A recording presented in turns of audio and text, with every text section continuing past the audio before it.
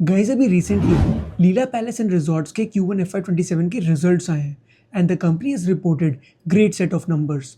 Guys एक बात समझो, अगर मैं पूरे होटल इंडस्ट्री की बात करूँ ना तो ऑन एन एवरेज ज़्यादातर जितनी भी कंपनीज़ हैं वो अराउंड 13-14-15% के अराउंड ग्रोथ रेट दिखा रही हैं, लेकिन लीला पैलेस का भी Q1 FY27 के अंदर 28% का रेवेन्यू ग्रोथ आया है।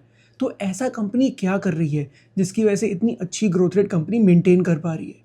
That is something will be discussing in this particular video. Guys अब सबसे पहले एक काम करते हैं, लीला पैलेस के थोड़ा बिजनेस मॉडल को अंडरस्टैंड करते हैं। गाइज अब लीला पैलेस का नाम तो हम सब ने ही सुना है। ये ज़्यादातर जो है ना, ये लग्जरी होटल्स और रिजॉर्ट्स के लिए काफ़ी फेमस ब्रांड है। मतलब आपने इंडिया के अंदर देखा ही होगा कि जितनी भी रॉयल वेडिंग्स होती हैं वो सारी लीला पैलेस के अंदर लोग प्रेफर करते हैं। और इसका सबसे बड़ा प्रूफ ये रहा है कि लास्ट 6 ईयर्स के अंदर 5 टाइम्स ये जो ब्रांड है ना, ये वर्ल्ड के टॉप 3 ब्रांड्स के अंदर रहा है। अब गाइज ये समझते हैं कि लीला पैलेस जो है ना वो इतनी अच्छी ग्रोथ रेट कैसे दिखा पा रहा है, जबकि बाकी जितनी भी होटल कंपनीज हैं वो काफ़ी स्ट्रगल कर रही हैं। अब गाइस जैसे मैंने आपको बताया कि लीला पैलेस लग्जरी सेगमेंट को बिलोंग करता है, और इंडिया के अंदर क्या हो रहा है at this point in time, जो डिमांड जो है लग्जरी होटल्स की वो काफ़ी ज़्यादा चल रही है विद रिस्पेक्ट टू सप्लाई। अब लॉजिकली एक बात सोचो, अगर डिमांड ज़्यादा रहेगी तो at that point in time जितने भी लग्जरी होटल्स होंगे जो अभी एग्जिस्टिंग होटल्स हैं उनको काफ़ी एडवांटेज मिल जाती है, क्योंकि उनके पास ये अपॉर्चुनिटी होती है कि वो प्राइजेस को इंक्रीज़ कर सकते हैं। और इसी वजह से ये जो कंपनीज़ हैं ये काफ़ी मैसिवली प्रॉफिटेबल हो भी पा रही हैं। और ये जो गैप है ना गाइस, ये 4.9% के केगर से इंक्रीज़ कर रहा है and it can keep growing at this rate over the foreseeable future. और इसका पूरा एडवांटेज किसको मिलेगा? लीला पैलेस एंड रिजॉर्ट्स को। अब गाइस इस बारे में बात करते हैं कि सबसे इंटरेस्टिंग चीज़ क्या चल रही है लीला पैलेस के अंदर। गाइस अगर मैं लास्ट 24 ईयर्स की बात करूं तो लीला पैलेस जो है ना उसने 15 प्रॉपर्टीज़ बनाई हैं, लेकिन इस पॉइंट ऑफ टाइम पे कंपनी जो है वो अपने केपेक्स स्प्री के अंदर चल रही है एंड नेक्स्ट 2 to 3 ईयर्स के अंदर कंपनी ये बोल रही है कि वो 10 न्यू प्रॉपर्टीज़ बनाने वाली है। मतलब अभी इस पॉइंट ऑफ टाइम पे कंपनी के पास जो टोटल नंबर ऑफ कीज़ हैं दैट इज़ 4000 के अराउंड, और आने वाले टाइम पर ये नंबर जो है ये 1095 से और इंक्रीज़ होने वाला है। अब कीज़ का मतलब क्या हो गया? कितने नंबर ऑफ रूम्स हैं। And as you already know, ये जो कंपनी है ना ये लग्जरी होटल्स के अंदर है। दैट मीन्स ये मेजॉरिटी रूम्स जो होंगे वो लग्जरी रूम्स होंगे, और उसके अंदर जो वैल्यू प्रोपोजिशन होती है ना वो काफ़ी स्ट्रॉन्ग रहती है, क्योंकि इसके अंदर आप प्राइजेस बहुत ईजिली बढ़ा सकते हो। अब जितनी भी नई प्रॉपर्टीज़ आ रही है ना वो लीला पैलेस ने काफ़ी स्ट्रेटेजिकली सेलेक्ट करी हैं। Like for example Srinagar, Jaisalmer, Ranthambore, Ayodhya, Sikkim, Agra etcetera. अब गाइस इसके साथ ना एक और बात समझने वाली है कि कंपनी जो है ना उसके पास जितनी भी एग्जिस्टिंग प्रॉपर्टीज़ हैं उसके अंदर 50% इनकी ओन्ड है और 50% है मैनेजमेंट कॉन्ट्रैक्ट्स। अब इसका ना एक बार मतलब समझते हैं। ओन्ड प्रॉपर्टीज़ कौन सी हैं? जिसके अंदर वो पूरी एसेट जो है ना वो कंपनी का ही है, मतलब उन्होंने पूरा लैंड भी खुद लिया, उसके बाद कंस्ट्रक्शन भी खुद करी, फिर मैनेजमेंट स्टाफ भी उन्हीं का ही है, और उसके थ्रू ना कंपनी अपने कॉस्ट को काफ़ी हद तक कंट्रोल कर पाती है और उसकी प्रॉफिटेबिलिटी भी ना काफ़ी बढ़ जाती है। और साथ में आपको ये भी समझना पड़ेगा कि इस स्ट्रैटेजी के थ्रू कंपनी के ऊपर काफ़ी डेट बर्डन भी आ जाता है और उनकी बैलेंस शीट काफ़ी स्ट्रेस्ड हो जाती है। अब कंपनी ने क्या सोचा ना कि अगर उनको बहुत फास्ट ग्रो करना है तो वो सारे के सारे प्रॉपर्टीज़ को खुद नहीं खरीद सकती, और उसके अंदर उन्होंने क्या किया, they have started getting into management contracts. अब मैनेजमेंट कॉन्ट्रैक्ट्स क्या होते हैं? बेसिकली ये एक एसेट लाइट स्ट्रैटेजी है। अब इसके अंदर क्या होगा, लैंड किसी और का होगा और कंस्ट्रक्शन कॉस्ट भी वो ओनर ही उठाएगा। लेकिन लीला पैलेस क्या बोलता है कि आपको इस कंस्ट्रक्शन के अंदर ना कुछ स्टैंडर्ड्स को मेंटेन करना पड़ेगा, और हम क्या करेंगे, हम अपने ब्रांड को आपके साथ एसोसिएट कर देंगे, साथ में हम आपको अपनी मैनेजमेंट टीम भी देंगे, क्योंकि हमारा जो ब्रांड है ना it is known for its quality, और अगर गलती से भी अगर आप वो क्वालिटी मेंटेन नहीं कर पाए तो हमारे ब्रांड रिकॉल जो है ना वो काफ़ी ख़राब हो सकता है। इसलिए हम क्या करेंगे, मैनेजमेंट स्टाफ जो है ना वो हम अपना खुद प्रोवाइड करेंगे और वो पूरा टेक केयर करेगा पूरे ऑपरेशंस का। अब इसके अंदर क्या होता है ना, कंपनी बहुत सारे प्रोजेक्ट्स को एक साथ अंडरटेक कर सकती है और उनको काफ़ी अपफ्रंट कॉस्ट भी खर्च नहीं करना पड़ता। तो इससे क्या होता है ना, कंपनी के पास एक्स्ट्रा रेवेन्यू स्ट्रीम्स आनी स्टार्ट हो जाती हैं और उनके ऊपर कोई एसेट का बर्डन भी नहीं आता। अब साथ में कंपनी क्या कर रही है ना, एक वाइल्ड लाइफ रिजॉर्ट ओपन कर रही है टाबोडा के अंदर। अब टाबोडा क्या है, वहाँ पर बेसिकली टाइगर की पॉपुलेशन जो है ना वो सबसे ज़्यादा है। टाबोडा में 2 लाख एनुअल विजिटर्स आते हैं और वहाँ पर लग्जरी रिजॉर्ट्स जो है ना वो काफ़ी कम है। तो इन्होंने क्या सोचा कि हम एक काम करते हैं, वहाँ पर एक प्रॉपर एक वाइल्ड लाइफ रिजॉर्ट ओपन करते हैं। अब ये 62 एकड़्स के अंदर ये प्रॉपर्टी है और यहाँ पर सिर्फ 30 रूम्स ही अवेलेबल है। और आप ये समझ लो कि ऑन एन एवरेज जो एक रूम की जो कॉस्ट है ना वो 4 लाख रुपीज़ पर डे की कॉस्ट है। अब इस रिजॉर्ट को बनाने के लिए कंपनी 1200 करोड़ का केपेक्स कर रही है और उसके अंदर उन्हें सिर्फ 30 रूम्स ही मिलेंगे। तो one thing you need to understand कि कंपनी का जो फोकस है ना वो वॉल्यूम ग्रोथ पे नहीं है बल्कि वैल्यू ग्रोथ पे है। मतलब गोइंग फॉरवर्ड कंपनी ये चाहती है कि वो अपनी सर्विसेज को इतना इम्प्रूव करे कि वो अपने जो प्राइजेस हैं उसको और इंक्रीज कर पाएँ, जिससे वो अपने रेवेन्यूज़ को फास्ट रेट पर ग्रो भी कर पाएंगी। अब गाइस अगर आप भी इसी तरीके से कंपनीज को एनालाइज करना चाहते हो then you can actually think about joining our equity research boot camp. क्योंकि होता क्या है ना, ये जो सारी कंपनीज हैं इनके अंदर पोटेंशियल तो बहुत ज़्यादा है, लेकिन हमें इनको कंसिस्टेंटली ट्रैक करना पड़ता है। और ट्रैक किस तरीके से करते हैं, आपको ये पता होना चाहिए ओवरऑल कि कंपनी जो है ना उसके कौन कौन से ऑपरेटिंग मेट्रिक्स हैं उनको ध्यान रखना पड़ेगा। कंपनी की कॉन्फ्रेंस कॉल में से डेटा कैसे एक्सट्रैक्ट करते हैं, इन्वेस्टर प्रेजेंटेशन में क्या गो थ्रू करना पड़ता है, और उसके बेसिस पर हमें ये सोचना पड़ेगा कि कंपनी की वैल्यूएशन किस तरीके से करनी है, कंपनी में कितना पैसा एलोकेट करना चाहिए, किस पॉइंट ऑफ टाइम पे हमें कंपनी के स्टॉक को बाय करना चाहिए, और सबसे इंपॉर्टेंटली किस पॉइंट ऑफ टाइम पे हमें कंपनी के स्टॉक को सेल करना चाहिए। क्योंकि एक बार अगर एक कंपनी की स्टोरी खत्म हो जाती है तो उसका स्टॉक प्राइस अराउंड 30, 40, 50% तक गिर भी जाता है। तो अगर आप टाइम पे उस स्टॉक को सेल नहीं कर पाए तो आपके जितने भी रिटर्न्स हैं ना वो काफ़ी मीडियोकर ही हो जाएंगे। और ये सारी चीज़ें हम सिखाते हैं अपने इक्विटी रिसर्च बूट कैम्प के अंदर।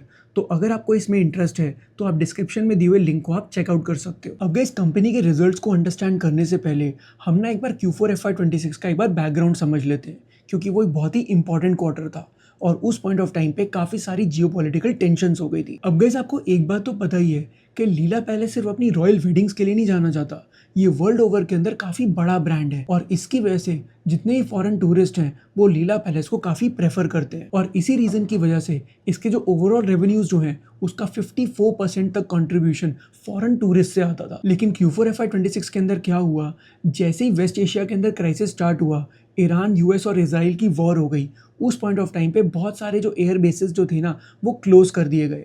अब जैसी एयर स्पेसेस क्लोज हो गई तो जितने ही फॉरेन टूरिस्ट थे उनके प्लान्स थे इंडिया आने के, तो इस पर्टिकुलर रीज़न की वजह से वो इंडिया विजिट नहीं कर पाए। अब अगर वो विजिट नहीं कर पाएंगे तो उस पॉइंट ऑफ टाइम पे ये कंपनी जो है वो अपने रेवेन्यूज़ को दिखाएगी किस तरीके से, and that is the problem company faced in Q4 FY26। और उस पॉइंट ऑफ टाइम पे कंपनी की जो ओवरऑल रेवेन्यू ग्रोथ जो थी वो 17% पे आई थी, विच is again very good given the conditions. लेकिन कंपनी ने साथ में क्या किया, उसी टाइम पे अपनी स्ट्रैटेजी को चेंज कर दिया। Basically they pivoted to India. तो उन्होंने क्या सोचा कि जब तक वेस्ट एशिया की ये क्राइसिस चल रही है हम डोमेस्टिक मार्केट पे ज़्यादा फोकस करेंगे, and they started focusing on food and beverages और साथ में रॉयल वेडिंग्स के ऊपर भी।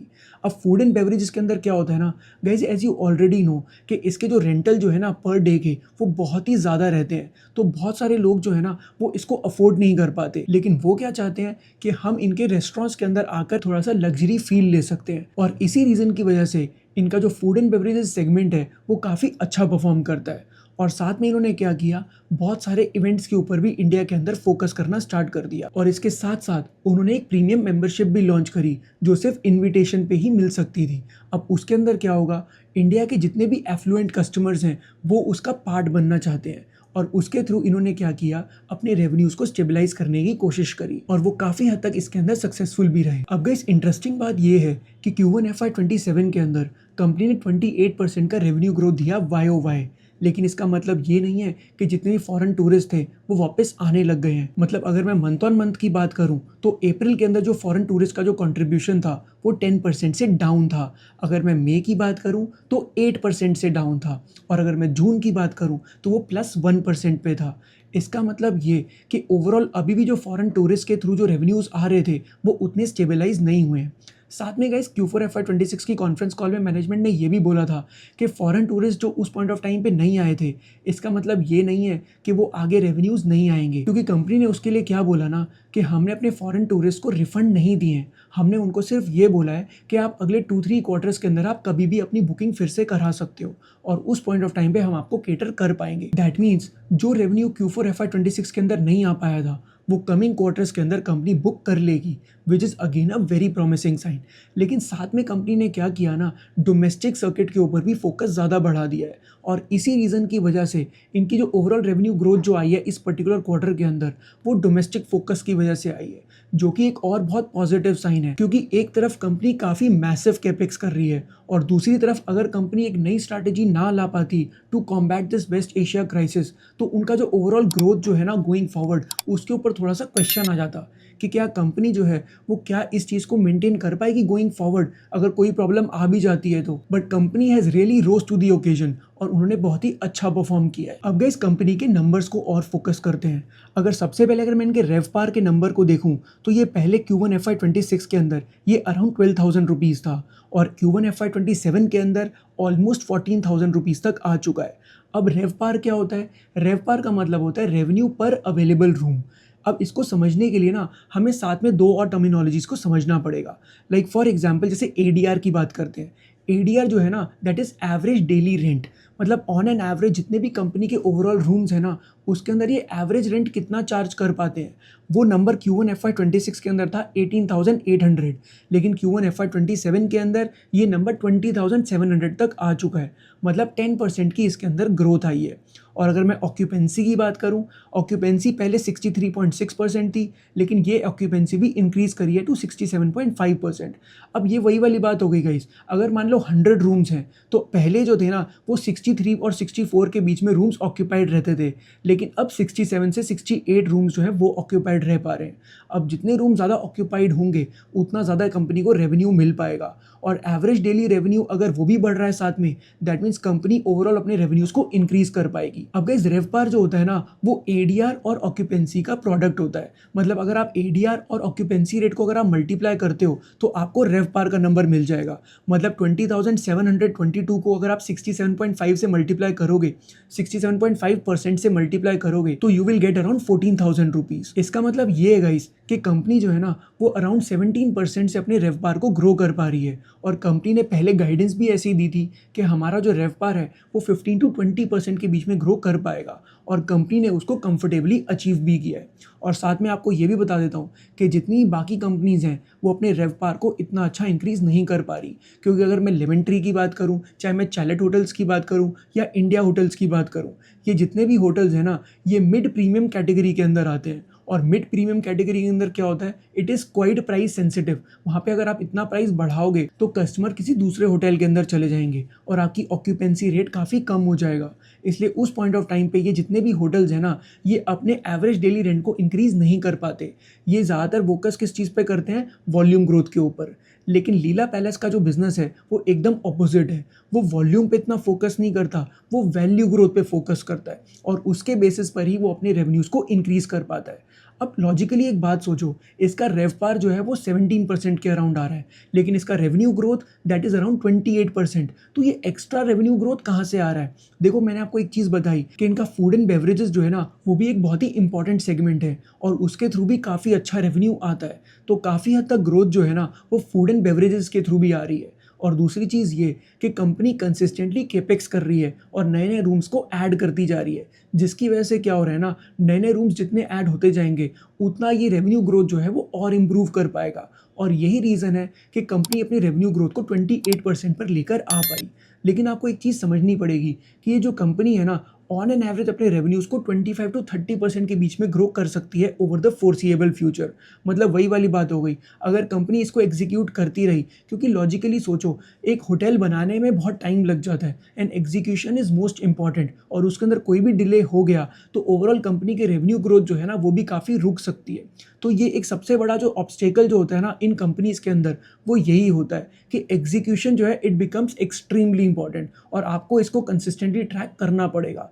लेकिन कंपनी ने एक चीज़ है, कंपनी ने अपनी एग्जीक्यूशन काफ़ी अच्छी दिखाई है ओवर द लास्ट 2 ईयर्स, और अगर कंपनी इसी तरीके से अपनी एग्जीक्यूशन अच्छी करती रही तो this stock can do really really well. But वही वाली बात है guys that the company needs to be tracked, और मैं हर एक वीडियो में आपको यही बात बोलता हूँ कि कंपनी जो है ना उनकी स्टोरीज़ बहुत अच्छी हैं और उनके अंदर पोटेंशियल भी बहुत ज़्यादा है, लेकिन अगर वो उसको कंसिस्टेंटली उसको एग्जीक्यूट नहीं कर पाए तो ये कंपनीज जो हैं वो उतना अच्छा परफॉर्म नहीं कर पाएंगी। और उसको ट्रैक कैसे करना है, that is something we teach in our equity research boot camp. तो अगर आपको इसमें इंटरेस्ट है तो आप डिस्क्रिप्शन में दिए हुए लिंक को आप चेकआउट कर सकते हो।